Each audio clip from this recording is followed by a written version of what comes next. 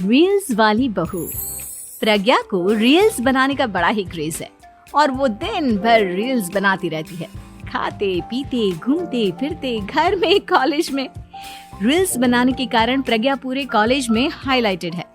जहां उसकी रील्स सभी को पसंद आते हैं, वहीं मनीषा चिंता में डूबी रहती है। एक रोज जब खाते हुए प्रज्ञा रील्स बना रही होती है, तब मनीषा कहती है, 1 मिनट भी चैन नहीं है इस लड़की को।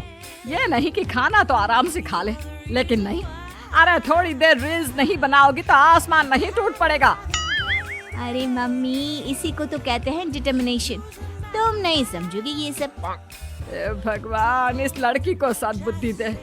जब देखो तब टेढ़ा बाका मुंह बनाती रहती है। मनीषा की बात का प्रज्ञा पर जरा भी असर नहीं होता और वो खाते खाते रील्स बनाती रहती है। दिन बीतने लगते हैं और देखते देखते प्रज्ञा का कॉलेज भी खत्म हो जाता है। आए दिन कोई ना कोई मनीषा को प्रज्ञा की शादी करवाने का सुझाव दे जाता है। सब ठीक ही कहते हैं, प्रज्ञा की शादी कर देनी चाहिए। अपने घर के काम काज में व्यस्त हो जाएगी तो खुद ही ये रील्स और नाच गाना बंद हो जाएगा। मनीषा और प्रेम प्रज्ञा के लिए एक अच्छा लड़का ढूंढने लगते हैं और तभी विकी का रिश्ता प्रज्ञा के लिए आता है, जिसने प्रज्ञा को उसकी रील्स देखकर पसंद कर लिया था। अगले दिन विकी अपने माता पिता के साथ प्रज्ञा के घर पहुंच जाता है और प्रज्ञा साड़ी पहने हाथों में चाय की ट्रे लिए उनके सामने आती है। जब विकी को पसंद है तो हमें भी बहू पसंद है। बहन जी, आप बारात की तैयारी कीजिए। एक बार लड़का लड़की अकेले में बात कर ले तो अच्छा रहेगा। हाँ हाँ, क्यों नहीं। मनीषा विकी को प्रज्ञा के कमरे में भेजती है, जहां प्रज्ञा पहले से ही रील्स बना रही होती है। तभी विकी कहता है, आ गए आपके साजन जी। हमारे साथ ये रील्स कंप्लीट करती तो और भी अच्छा रहता। अच्छा जी, अब आ ही गए हैं तो बना ही लेती हूँ आपके साथ। दोनों मिलकर रील्स बनाते हैं। जब वी मीट और तुरंत पोस्ट पे कर देते हैं। फिर विकी कहता है, जब आप साड़ी में चाय लेकर आए तब मुझे लगा कि कहीं मैं गलत घर में तो नहीं आ गया। अब सही है। दोनों की शादी पक्की हो जाती है और शादी के दिन भी प्रज्ञा रील्स बनाने से चूकती नहीं। यहाँ तक कि बारात के समय भी नाचते हुए रील्स बनाती है। सभी लोग प्रज्ञा की तारीफ के फूल बांध देते हैं और प्रज्ञा नाचती गाती अपने ससुराल चली जाती है। सब कुछ अच्छा चल रहा होता है। प्रज्ञा यहाँ भी दिन भर हर चीज की रील्स बनाती रहती है। लेकिन कुछ दिनों के बाद जब सुनीता कहती है, बहू, ये रील्स के साथ साथ कुछ काम भी कर लिया करो। वैसे तुझे और क्या क्या बनाना आता है? मम्मी जी, वैसे तो सब कहते हैं कि मैं सब कुछ अच्छा बनाती हूँ, लेकिन मुझे लगता है कि मैं मैगी अच्छा बना लेती हूँ। हाँ, कॉफी भी अच्छा बना लेती हूँ और मुंह तो सबसे अच्छा बना लेती हूँ। हैं? अच्छा अच्छा। सुनीता अपना माथा पकड़ लेती है और कहती है, बहू, कुछ खाना बनाना भी सीख लेती हूँ। मम्मी जी, मैं लंबी प्लानिंग कर रही हूँ। जल्दी ही मैं इतनी फेमस हो जाऊंगी कि मुझे पैसे मिलने लगेंगे।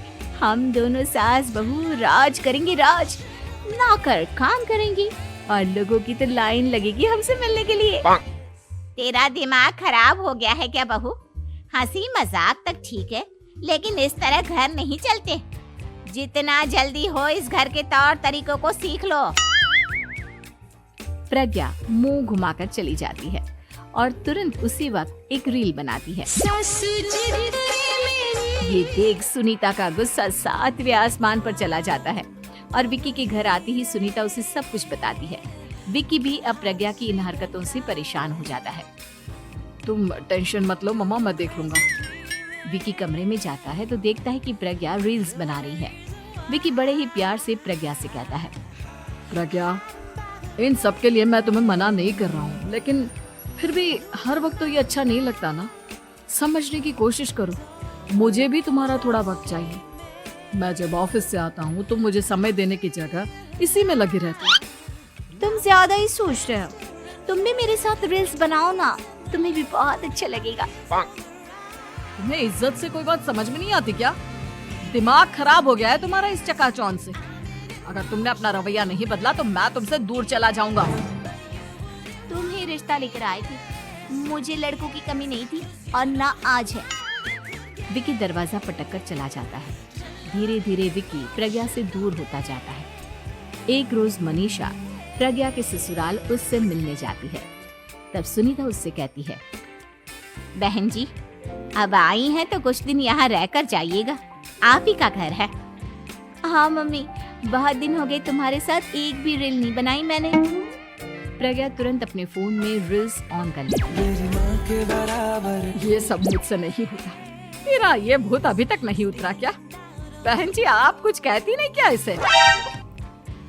जब आप ही कुछ नहीं कर पाई तो मैं कर ही क्या सकती हूँ। सास तो वैसी ही बदनाम है। शाम को घर की लाइट चली जाती है और मनीषा प्रज्ञा से कहती है, मेरे घुटनों में बहुत दर्द हो रहा है, तू लाइट का कुछ इंतजाम करना बेटा। अच्छा, कैंडल जला देती हूँ मम्मा। प्रज्ञा गाते हुए कैंडल जलाती है और खिड़की के पर्दे के पास रख देती है। मनीषा, जिसे बहुत दर्द हो रहा है, वो सो जाती है और प्रज्ञा हमेशा की तरह अपने रील्स में लग जाती है। उधर कैंडल की वजह से पर्दा आग पकड़ लेता है और मनीषा के कमरे में आग लग जाती है। बचाओ, कोई है, बचाओ। सभी भागते हैं और विकी कमरे की आग बुझाने में लग जाता है, लेकिन तब तक मनीषा आधी जल चुकी थी। मनीषा की हालत देख प्रज्ञा रोने लगती है। विकी मनीषा को तुरंत हॉस्पिटल ले जाता है और उसे एडमिट कराता है। विकी प्रज्ञा से कहता है, देख लिया ना, तुम्हारे इस नाच गाने की वजह से आज तुम्हारी माँ की जान जाते जाते रह गई। अब पता नहीं तुम और क्या चाहती हो। उधर डॉक्टर कहते हैं, इनकी हालत बहुत नाजुक है, आधे से ज्यादा जल चुकी है। प्रज्ञा रोती हुई मंदिर में जाती है और भगवान के आगे जाकर कहती है, भगवान, मेरी माँ को ठीक कर दो। मैं कसम खाती हूँ, हाथ से ये रील्स बनाना छोड़ दूंगी। बस मुझे मेरी माँ वापस मिल जाए।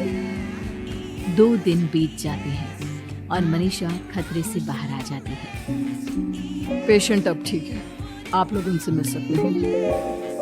सब कोई मनीषा से मिलता है और प्रज्ञा सबके सामने अपना फोन तोड़ देती है। मुझे माफ कर दो मम्मा, मैंने तुम लोगों की बातों को नजरअंदाज किया।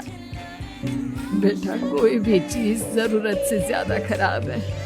मैंने तुम्हें रील्स बनाने से कभी मना नहीं किया, लेकिन हर वक्त एक ही चीज तो सही नहीं है।